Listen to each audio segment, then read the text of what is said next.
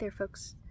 So, if it's all right, for this segment of home survival, I think I'd like to tell a story instead. Um, so my family is third generation Southwest Floridian, which, may not seem like a lot of generations, but with the amount of like snowbirds and like people from like Minnesota and New York and whatever we have here, honestly kind of is. Um, and so we've been through a lot of hurricanes. I was actually born during one, Hurricane Charlie.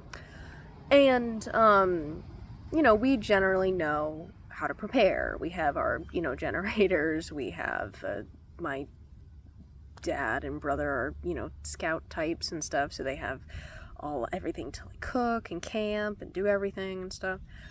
We always have extra propane and gas, and we also always have food, water, we always keep stockpiles of that. And so we know how to prepare for hurricanes. Um, However, when we had gotten back from the kind of like shelter we did in downtown Fort Myers, my grandmother's condo, it was really bad in my neighborhood. It was really bad.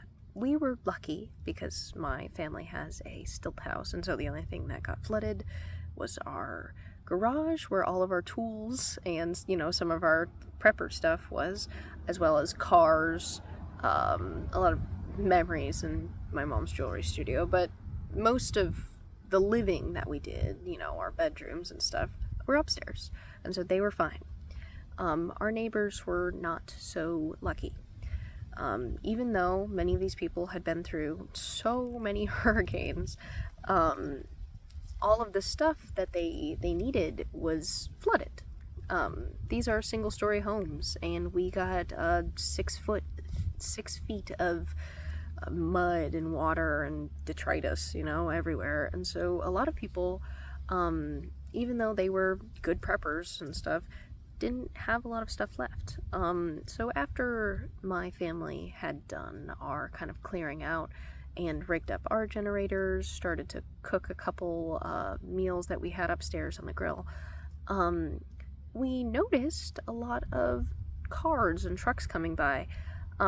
These, we'd seen a bunch of people who were eager to loot, which was great because we need pictures of that for insurance. So it was, they were actively harming us. It wasn't just trash. But that's not important. What we did see was a lot of people driving up and down going, "Hey, do you need any help? Is there anything I can do?" And most people responded, "Hey, I'd love some hot meals. I'd love some cleaning supplies. I'd love, something, some help."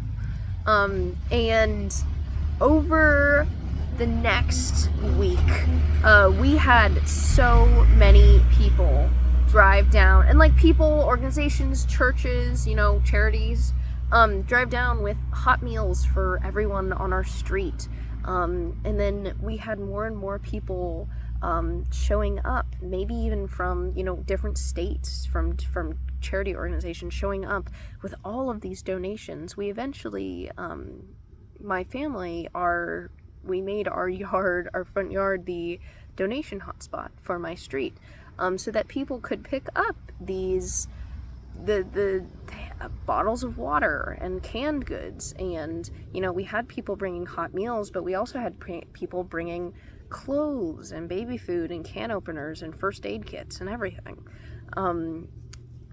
And what I think this honestly represents, what it reminded me of was, yes, it's important to prepare for yourself and for your family, but in these, natural disasters, in these hard times, it's easy to forget that there's a whole human race, who a lot of people want to help and a lot of people want to give. And so, it's not just up to you to stock 2 months of food in your house. Sometimes people will drive by with hot meals. Anyway, hope you enjoyed that. Have a good time, you guys.